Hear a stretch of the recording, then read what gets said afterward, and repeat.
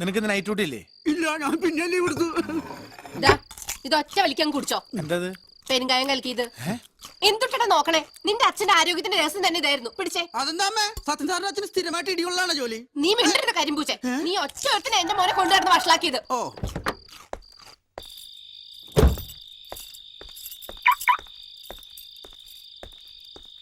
സത്യനില്ലേ?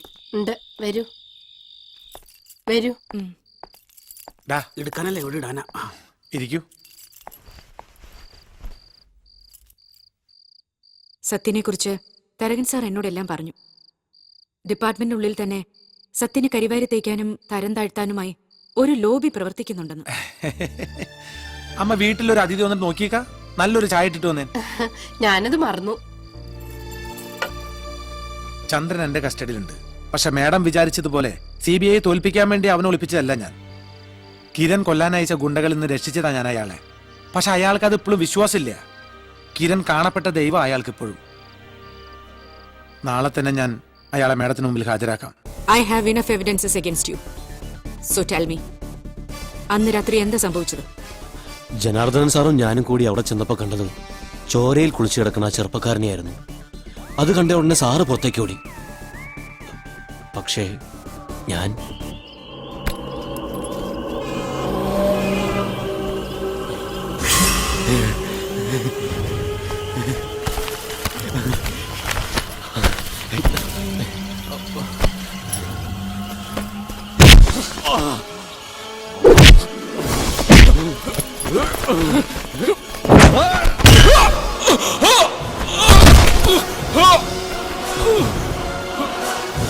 കൊല്ലണമെന്ന് ഉദ്ദേശിച്ച് ചെയ്തതല്ല ഞാൻ. പക്ഷെ സംഭവിച്ചു പോയി. ഇതൊക്കെ ഞാൻ നേരത്തെ സത്യൻ സാറിനോട് പറഞ്ഞതാ. എന്നിട്ട് എന്നെ പിടിച്ചു വെച്ചിരിക്കുകയായിരുന്നു sir. So the curtain falls over the mystery. Sarath, നാളെ തന്നെ പത്രസമ്മേളനം നടത്താനുള്ള ഏർപ്പാട് ചെയ്യണം. സാർ, ചന്ദ്രൻ കുറ്റം സംബന്ധിച്ചെങ്കിലും യഥാർത്ഥ പ്രതി അയാളല്ല. 24 മണിക്കൂർ കൂടി സമയം തന്നാൽ സത്യം തെളിയിക്കാൻ പറ്റും സാർ. നിന്റെ അന്വേഷണത്തിൽ തൃപ്തിയില്ലാതെ CBIക്ക് വിട്ട കേസായത്. എന്നിട്ട് കേസ് തെളിയിച്ചതിന്റെ പകുതി ക്രെഡിറ്റും കേരള പോലീസിന് നൽകാൻ തയ്യാറായിട്ടാ നാളെ നമ്മളും CBIയും ചേർന്ന് ഒരു പ്രസ് മീറ്റ് വെച്ചിരിക്കുന്നത്. ശരിയാ, സമ്മതിച്ചു. മുമ്പൊരിക്കൽ ഞാൻ ഈ കേസ് തെളിയിക്കാൻ 7 ദിവസം ആവശ്യപ്പെട്ടതാ സാറിനോട്. ഇപ്പൊ ഒരു ദിവസം, ഒരേ ഒരു ദിവസം അതെനിക്ക്. സാറ് പറഞ്ഞാൽ നന്ദിനി വർമ്മ തയ്യാറാകും. ഇല്ല, ഞാൻ പറയില്ല. CBIയുടെ അധികാരപരിധിയിൽ കടക്കാനാണ് നിന്റെ ശ്രമമെങ്കിൽ ഞാൻ അതിന് കൂട്ടുനിൽക്കില്ല. ഈ അധികാരപരിധിയും കൈകടത്തിലും പറഞ്ഞുകൊണ്ടിരിക്കാൻ തുടങ്ങിയിട്ട് കാലം കുറയായി. കീഴുദ്യോഗസ്ഥൻ ഒരു അഭിപ്രായം പറഞ്ഞാൽ അത് പിന്നെ മേലുദ്യോഗസ്ഥന്റെ അധികാരപരിധിയിൽ കൈകടത്തലായി. പിന്നെ അവൻ എങ്ങനെ ഒതുക്കാന്ന ഗവേഷണം. പണി അറിയാവുന്നവനും ബുദ്ധിയുള്ളവനൊക്കെ കറുത്ത പൂച്ച വെളുത്ത പൂച്ച എന്ന് പറഞ്ഞ് മൂന്നാറിൽ ഹൈവേ പോലീസിലിട്ടൊക്കെ തട്ടി കളിക്കൊണ്ടൊക്കെ തന്നെയാ ഈ കേരള പോലീസ് നന്നാവാത്തത്. നീ എന്തൊക്കെ പറഞ്ഞാലും ശരി, പ്രസ് കോൺഫറൻസ് നടക്കുന്ന പരിസരത്ത് പോലും നിന്നെ കണ്ടുപോകരുത്. അഥവാ കണ്ടാൽ നിന്നെ ഡിസ്മിസ് ചെയ്യുന്നത് ഈ ഞാനായിരിക്കും. സാറ് പറഞ്ഞിട്ടുള്ളതൊക്കെ അനുസരിച്ചിട്ടുള്ളവനാ ഞാൻ. പക്ഷേ ഈ കാര്യത്തിൽ എനിക്ക് സാറിന് ധിക്കരിക്കേണ്ടി വരും. പ്രസ് കോൺഫറൻസിന് ഇനി 12 മണിക്കൂർ. കുറ്റവാളി ശിക്ഷിക്കപ്പെടണമെന്ന് ദൈവത്തിന്റെ കോടതിയിൽ വിധിയുണ്ടെങ്കിൽ, അഥവാ എനിക്കതിന് കഴിഞ്ഞില്ലെങ്കിൽ സാറ് നേരത്തെ പറഞ്ഞ ഡിസ്മിസിലൊന്നും വേണ്ട. സർക്കിൾ ഇൻസ്പെക്ടർ സത്യനാഥൻ പിന്നെ കേരള പോലീസിൽ ഉണ്ടാവില്ല. Good night sir.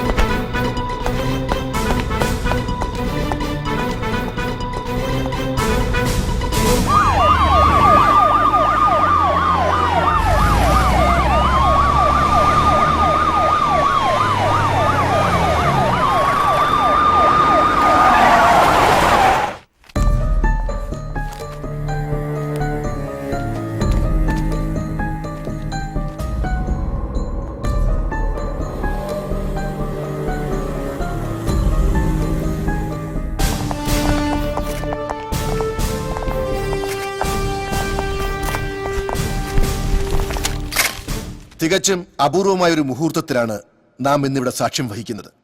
ഏറെ സെൻസേഷൻ ഉണ്ടാക്കിയ വിമൽ റോയ് വധക്കേസ് അതിന്റെ പരിസമാപ്തിയിൽ എത്തുന്നു എന്നത് മാത്രമല്ല അതിന്റെ കാരണം. കേരള പോലീസും CBIയും പരസ്പരം കൈകോർത്ത് പിടിച്ചിട്ടാണ് ഈ നേട്ടം കരസ്ഥമാക്കിയത് എന്നതാണ്. കൂടുതൽ വിവരങ്ങൾ CBI ഓഫീസർ നന്ദിനി വർമ്മ തന്നെ പറയട്ടെ. Thank you sir. പ്രതികളിൽ ഒരാളായ സഞ്ജനയെ കേരള പോലീസ് നേരത്തെ തന്നെ കണ്ടെത്തിയിരുന്നു. കേരള പോലീസിന്റെ നിഗമനങ്ങളെ പിന്തുടർന്നു തന്നെയാണ് ഞാൻ യഥാർത്ഥ പ്രതിയെ കണ്ടെത്തിയത്. തുടക്കത്തിൽ ഈ കേസ് അന്വേഷിച്ച സത്യനാഥനെയും ഞാനിവിടെ പ്രതീക്ഷിച്ചെങ്കിലും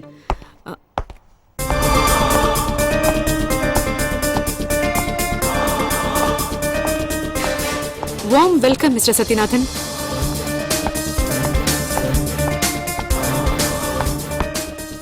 മാഡം ഈ പ്രസ് മീറ്റിംഗ് ഒന്ന് നിർത്തിവെക്കണം. നിർത്തിവെക്കാനോ? എന്തിന്?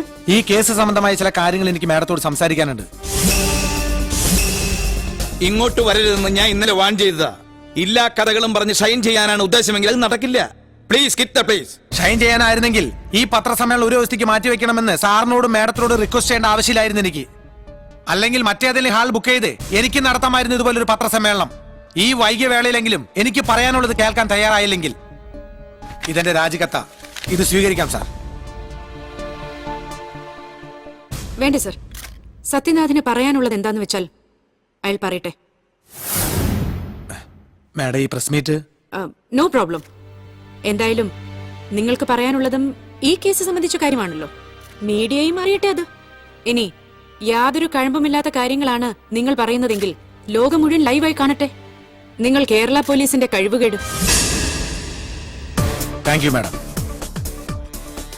പൂർവ്വകാമുകനെ സഞ്ജന കുത്തിവീഴ്ത്തിയത് ഭാരത സ്ത്രീയുടെ ഭാവശുദ്ധി സംരക്ഷിക്കാനൊന്നും ആയിരുന്നില്ല. വെള്ളിത്തിരയ്ക്ക് പിന്നിലെ ഗ്ലാമറും പ്രശസ്തിയും നിലനിർത്താനായിരുന്നു. ശരിയല്ലേ?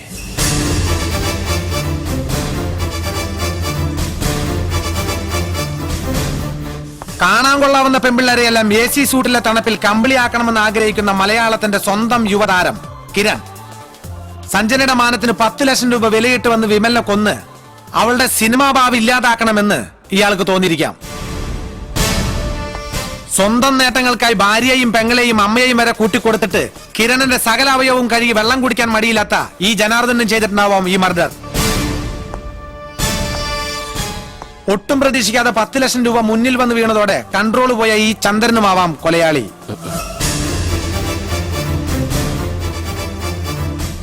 മാഡത്തിന്റെ കണ്ടെത്തലുകളും തെറ്റില്ല, എല്ലാം ശരി തന്നെ. പക്ഷേ വിമലിന്റെ തല ഭിത്തിലൂടെ പോകുന്ന പൈപ്പിൽ ഇടിച്ചു എന്ന് ചന്ദ്രൻ സമ്മതിച്ച ഉടനെ അയാളെ പ്രതിയാക്കി കേസ് ക്ലോസ് ചെയ്യാൻ കേരള പോലീസിനും ആഭ്യന്തരമന്ത്രിയും കൂട്ടുപിടിച്ച് ഇങ്ങനെ ഒരു പത്രസമ്മേളനം വിളിച്ചു കൂട്ടുന്നതിന് മുമ്പ് മാഡം ചെറിയൊരു പോയിന്റ് ശ്രദ്ധിക്കണമായിരുന്നു.